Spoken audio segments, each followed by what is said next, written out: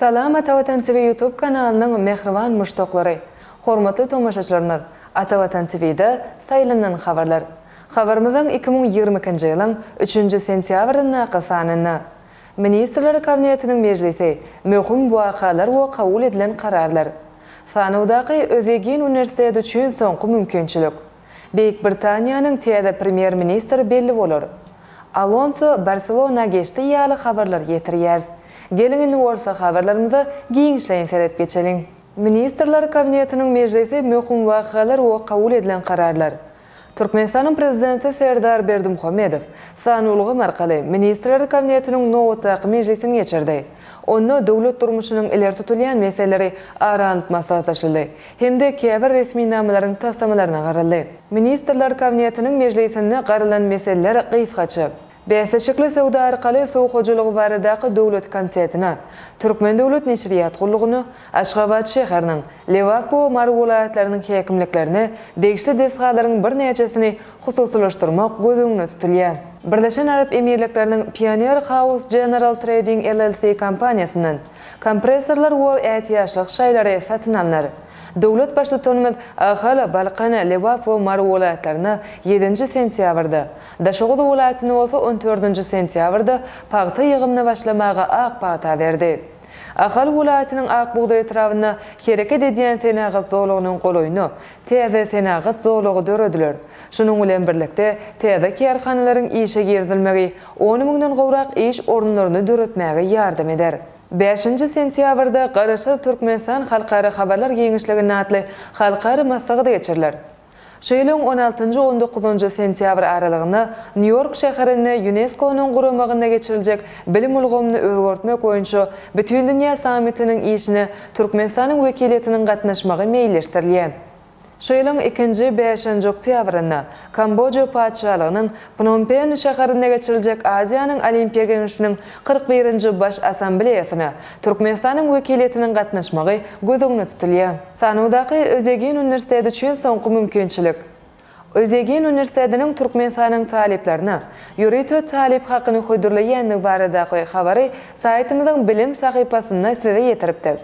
Üniversitetten bize gelip goşan täze habary görä 2022-2023 okuw ýyly üçin resmi namalary kabul etmek, şeýle hem umumy ýaşaýyş jaýyny ýerleşmek üçin kabul edişlik ýakyny tamamlanýar. Şol sebäpli sanawdaky Avrely Özegin Üniversitetine bilim almak isleýän ýaş oglan gyzlarymyz bu mümkinçilikden peýdalanyp bilerler. Türkiýanyň eň awraly ýokary okuw mekdepleriniň biri bolan we Türkmenistanyň bilim ministrligi tarapyndan diplomy ikrar edilýän Özegin Üniversiteti Türkmenistanly taliplere bölekleýin talip haky höýdürleýär. Talip haky aýlyk pul möçberine däli okuw tölegünden 40-45 götürmeçeli möçberde arzanladyş görnüşinde amal aşyrlar. Bu okuw tölegünde arzanladyş görnüşindäki talip hakyndan peýdalanmak üçin Atawatan danışmanlyk LTD kompaniýasyny ýüz tutup bilersiňiz. Habarlaşmak üçin +90 532 401 71 52 +90 530 251 36 73. Büyük Britaniýanyň täze premier ministri belli bolar. Büyük Britaniýanyň Konserwativ partiýasynyň agdalary täze hökümet başlygyny saýlamak maksady bilen geçirilen ses berilişigi işlerini tamamladylar. Täze premier ministr 5-nji sentýabrda belli bolar. Ýurdun täze premier ministrini Konserwativ partiýanyň takminen 200 000 agzasy saýlady. Ministrler Kabinetiniň täze başlygy hem konserwativlaryň lideri bolar. Mundan azal Büyük Britaniýanyň Maliýe idarasynyň öňkü başlygy Rishi Sunakyň hemde daşary işler ministri Liz Truss'yň premier ministriň wezipesine dalaşgardykları habar berilipdi. Büyük Britaniýanyň premier ministriniň häzirki saýlawlary wagtyndan öň geçirilýär. Sebebi premier ministr Boris Johnson hökümetde dören käbir meseleler sebäpli işinden çekinmeli bolupdy. Alonso Barcelona geçdi. İspaniýanyň Barcelona topary bir näçe möhüm transferlary amala aşyryp, düzümini güýçlendirdi. Robert Lewandowski ýaly güýçli futbolçyny hatyryna goşan Barcelona topary goraqçylardan Marco Alonso bilen şertnama baglaşdy.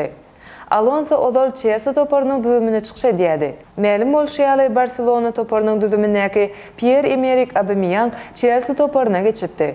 Bu topardan Alonso bolsa Barcelona geçdi. Marco Alonso täze topary bilen 2023-nji ýylyň ahyryna çenli şertnama baglaşdy. Bu futbolçuyny satyn almak üçin 50 milyon euro baha bellendi. Alonso Barcelona toparına geçmek üçin Chelsea toparı bilen şertnamasyny ýatyrdy. Ol erkin futbolçy hökümine geçdi. Ene mehriban muştoklar, Ata Vatan TV'de saýlanan habarlar gepleşigimizden şu günkü sanyny size ýetirmek isleýän habarlarymyz üçlerden barat. Hormatly tomaşaçylarymyz, şeýlekim Türkmen teatrlaryna görkezüljek oýunlar. Türkmenistan Tatarstanyň Nevitgaz forumuna gatnaşdy.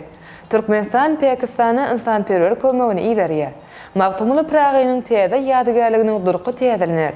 Türkmenistan Birleşen Arap Emirliklerinden kompresor satyn alar ýaly habarlary Atawatan Türkmenistan.com saýtymyzdan giňişleýin okap bilersiňiz. Mehriban müştoklar, eger de biziň saýtymyza ýeňilikli ýol bilen girmek isleýän bolsaňyz, onu Google Play Marketden Atawatan Türkmenistan plajeniýasyny töleksiz ýükläp alyp bilersiňiz. Gepleşigimizden indiki sanlaryna görüşýänçek hoşta bolun.